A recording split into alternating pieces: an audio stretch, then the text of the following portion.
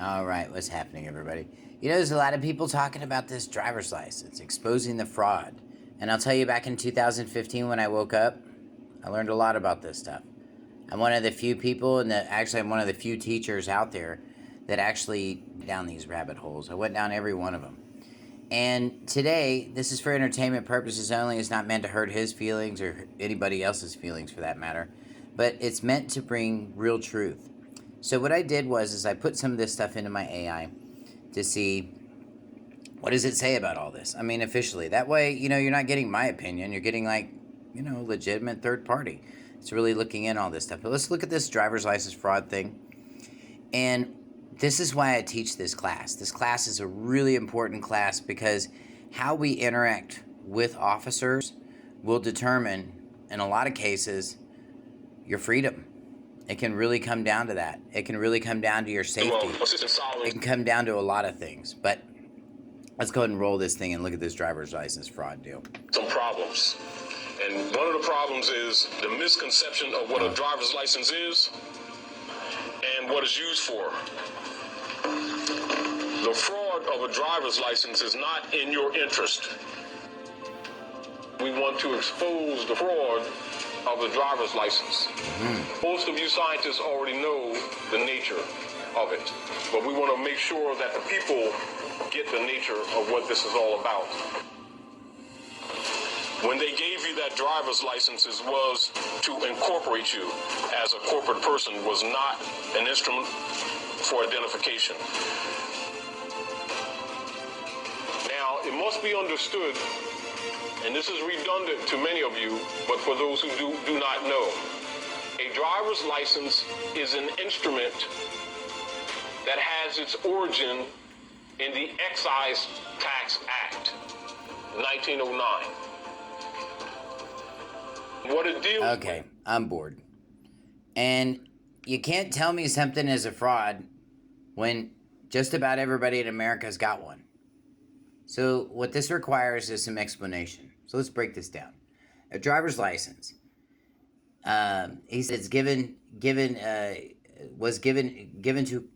to incorporate you as a corporate person and not for identification. That's completely wrong. Because if you don't give a police officer your driver's license, he's going to bust you for failure to ID. So, I mean, just that on its face is just wrong. So, it's misleading. A driver's license is issued by the state government and primarily acts as proof of authorization to operate a motor vehicle. Okay? In other words, it allows you to get a job driving a vehicle if you want to. If you don't believe me, go get a job working for UPS and you'll notice that you don't have to change your driver's license, not unless you drive a big truck. So, and it does not incorporate a person into a corporation or change the legal status of any person or entity. It doesn't do any of that stuff. And there's no legal doctrine in the United States that converts a natural person into a corporate by using a driver's license. And if you look at your driver's license actually has more in common with a credit card than it does the living person. It really does. And I don't see anybody complaining about credit cards. You know what I mean?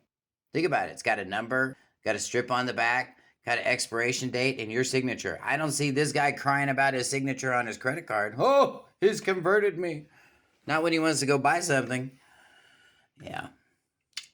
All right. So the other thing he talks about is that the driver's license originated from the Excise Tax Act of 1909 because he wants to think that he's smart and you're dumb.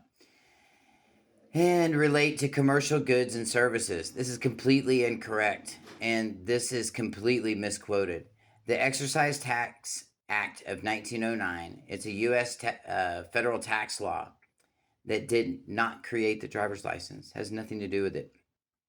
The driver's license in the United States developed at the state level in the early 20th century for public safety and regulation of road use, and it's unrelated to exercise any kind of tax statutes governing commercial goods. Now, there's a claim in there also that says, well, you're not doing commerce and this and that, when you're in your car.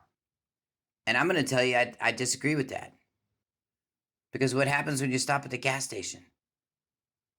I mean, unless you're toting your own gasoline station around with you, at some point you're going to stop and do some commerce.